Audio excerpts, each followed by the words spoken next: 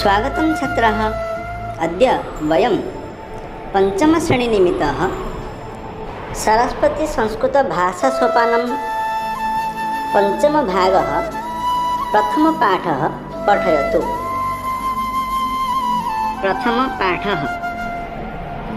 श्रीरामः दशरथस्य पुत्रः अस्ति।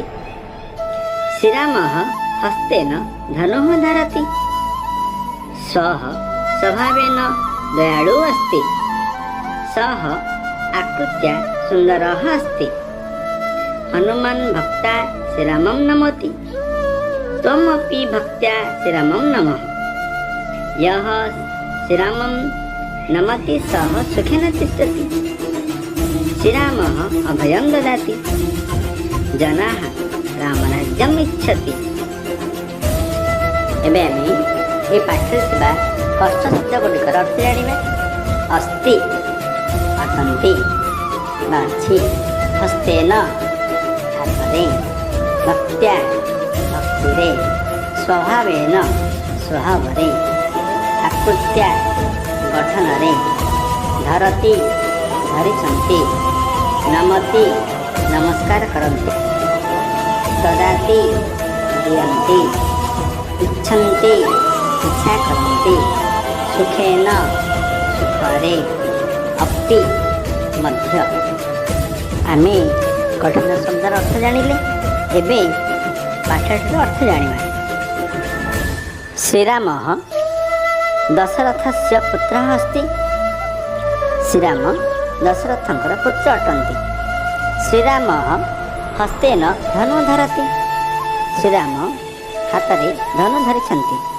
सः स्वभावेन दयालु अस्ति। से स्वभावरे दयालु अटन्ति। सः आकृत्या सुन्दरः अस्ति। से गठनरे सुन्दर अटन्ति। हनुमान् भक्त्या श्रीरामं नमति। हनुमान् भक्तिरे श्रीरामंको नमस्कार करन्ति। त्वम् अपि भक्त्या श्रीरामं नम। तुमे मध्य भक्तिरे श्रीरामंको नमस्कार कर। ज श्रीरामं नमति सः सुखेन तिष्ठति। जे श्रीरामंको नमस्कार करे से सुखरे रहे। श्रीरामः अभयं ददाति। श्रीराम अभय दियन्ति। जनाः रामराज्यम् इच्छति। लोकमाने रामराज्य इच्छा करन्ति। आस एबे अभ्यास गुड़िक करिबा। अभ्यास। संस्कृतेन उत्तरं देहि। क श्रीरामः केन धनुः धरति। श्रीरामः हस्तेन धनुः धरति।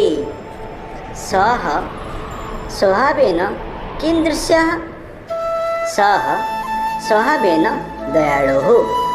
ग सः आकृत्या कीदृशः अस्ति।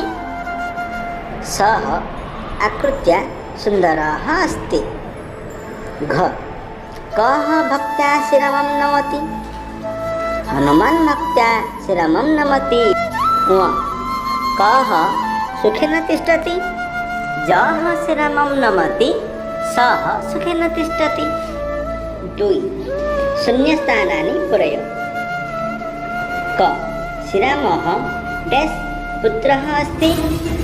श्रीरामः दशरथस्य पुत्रः अस्ति। ख सः डैश् सुन्दरः अस्ति। सः आकृत्या सुन्दरः अस्ति। ग हनुमान् डैश् श्रीरामं नमति। हनुमान् भक्त्या श्रीरामं नमति। घ त्वम् अपि भक्त्या डैश् नमः।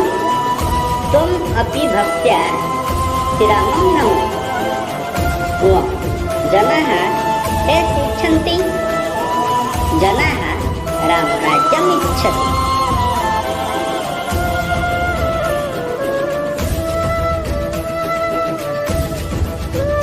3 वाक्यानि रचय। हस्तेन बालकः हस्तेन खादति। भक्त्या छात्रः भक्त्या शिक्षकं नमति।